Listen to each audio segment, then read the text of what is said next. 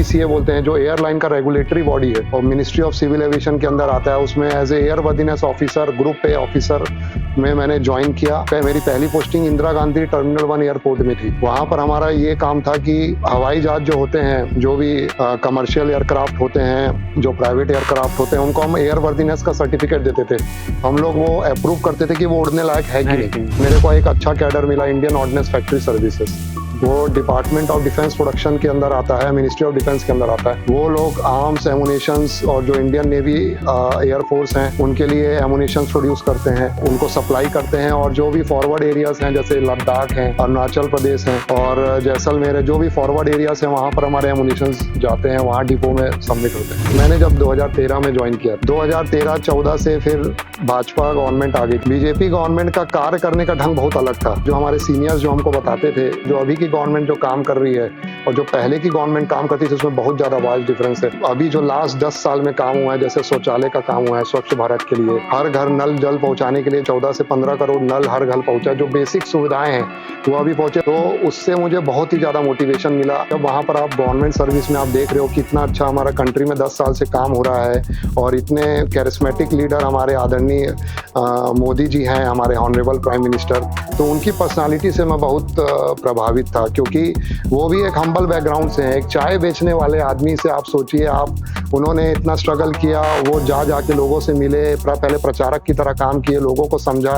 एक social science है इसके पीछे कि लोगों को समझ के फिर उसके बाद फिर वो पब्लिक पॉलिसी के थ्रू लोगों को जीवन चेंज करने का जो काम वो कर रहे हैं, उससे मैं बहुत ज़्यादा प्रभावित। 2014 से जैसे मैंने ऑर्डिनेंस फैक्ट्री सर्विस ज्वाइन की है, तो मेरे 7 साल का बॉन्ड पीरियड था। 2021 मेरा बॉन्ड पीरियड खत्म हो गया था।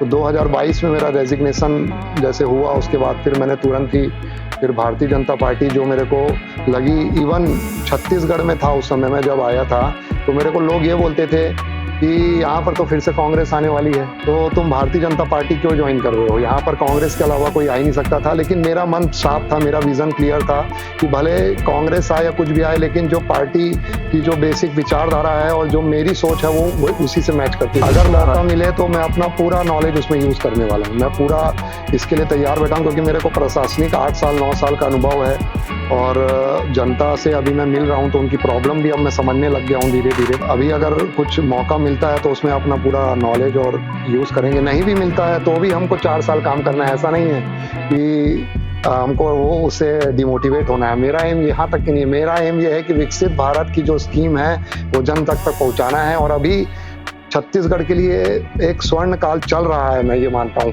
डबल इंजन की सरकार है और मैं मानता हूँ कि लोकल सेल्फ गवर्नमेंट की जो यहाँ पर अभी नगरीय निकाय और पंचायत होगा, उसमें भी मैं श्योर हूँ कि भाजपा ही आएगी। और अभी जो समय है, इसका हमको फायदा उठाना है और जितना ज़्यादा हो लोगों से मिलना है, क्योंकि 4 साल 5 साल बाद आपको फिर से जाना है वो जनता के पास। तो इतनी रीच हमको बढ़ानी है कि हम अगर जाए, हमको देखते ही जाना, हाँ हम दे देंगे भाजपा को वोट, इस टाइप का हमें करना है। और अभी जो अभियान चल रहा है, मैं ये बोलना चाहूँगा, सदस्यता अभियान, ये एक प्रकार का हमारे लिए प्रैक्टिस टाइप का चल रहा है कि आप जितने ज़्यादा, अभी जितने को मैंने फ़ायदा दिलवाया उनके पास जाके दे रहा हूँ, वो घर में चाय पिला के मेरा सदस्य बन रहे हैं। तो ये मेरे को बहुत अच्छा लग रहा है। तो अगर मैं इसको 4 साल और कंटिन्यू करूँ, तो इससे देखो आने वाले 4 साल बाद फिर से यहाँ पर भाजपा की सरकार जरूर बनेगी।